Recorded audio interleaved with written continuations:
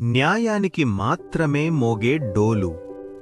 పచ్చని పొలాలు, మట్టి రోడ్లతో ఉన్న ఒక ప్రశాంతమైన గ్రామంలో, గ్రామం మధ్యలో ఉన్న పెద్ద మర్రి చెట్టు కింద ఒక పాత చెక్క డోలు వేలాడుతూ ఉండేది. ఆ డోలు చెక్క పాతబడిపోయింది. దాన్ని కట్టిన తాడు కూడా జీర్ణమైంది. కాని అది చాలా బలంగా కనిపించేది. దాంట్లో ఏదో రహస్యం ఉన్నట్టుగా అనిపించేది. ఆ డోలు ఎవరు పెట్టారో ఎవరికీ తెలీదు.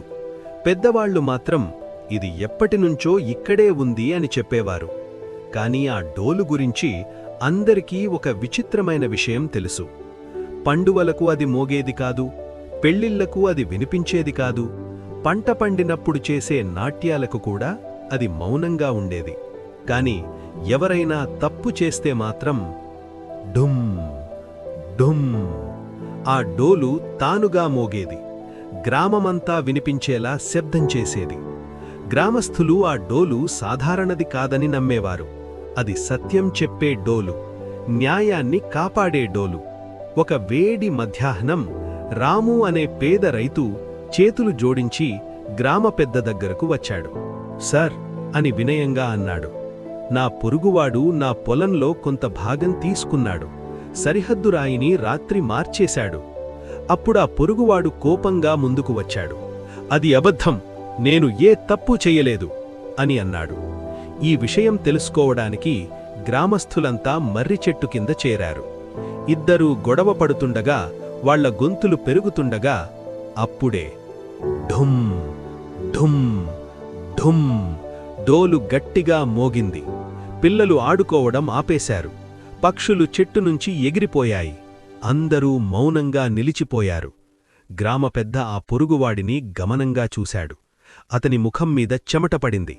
డోలు మళ్లీ మోగింది, ఇంకా గట్టిగా, నెమ్మదిగా, భారంగా.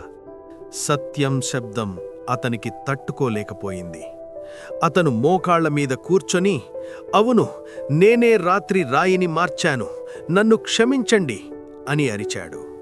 అంతే, డోలు మౌనంగా మారింది. న్యాయం జరిగింది. కొన్ని రోజులు గ్రామం ప్రశాంతంగా సాగింది. కాని ఒకరోజు సాయంత్రం గ్రామ పెద్ద ఒక పేద విధవ మహిళ దగ్గర ఇప్పటికే కట్టిన పన్నుకు మళ్లీ డబ్బులడిగాడు. ఆమె ఏమీ మాట్లాడకుండా కళ్లలో నీళ్లతో వెళ్ళిపోయింది. కొద్దిసేపటికి డుమ్ డుమ్ డుమ్ డోలు మళ్లీ మోగింది, ఇంతకంటే గట్టిగా. గ్రామస్థులందరూ అక్కడికి వచ్చారు. ఈసారి డోలు ఆగలేదు. చర్చలు మొదలయ్యాయి, ప్రశ్నలు వచ్చాయి. చివరికి నిజం బయటపడింది. గ్రామ పెద్దే తప్పు చేశాడు. తన తప్పును అంగీకరించి డబ్బులు తిరిగి ఇచ్చి అందరి ముందు క్షమాపణ చెప్పాడు. అప్పుడే డోలు మెల్లగా మౌనంగా మారింది. ఆ రోజు నుంచి గ్రామం మారిపోయింది. ఎవరూ మోసం చేయలేదు, ఎవరూ అబద్ధం చెప్పలేదు. ఎందుకంటే ఆ గ్రామంలో తప్పులు దాచిపెట్టలేము. డోలు ఎప్పుడూ నిజం చెప్పేది. నీతి: తప్పు చేసినప్పుడు శబ్దం తప్పక వినిపిస్తుంది. ఎప్పటికైనా నిజం బయటపడుతుంది. చూసినందుకు ధన్యవాదాలు. ఇంకా మంచి కథల కోసం టైనీ టాడ్లర్ టైమ్స్ ఛానల్ను తప్పకుండా సబ్స్క్రైబ్ చేయండి.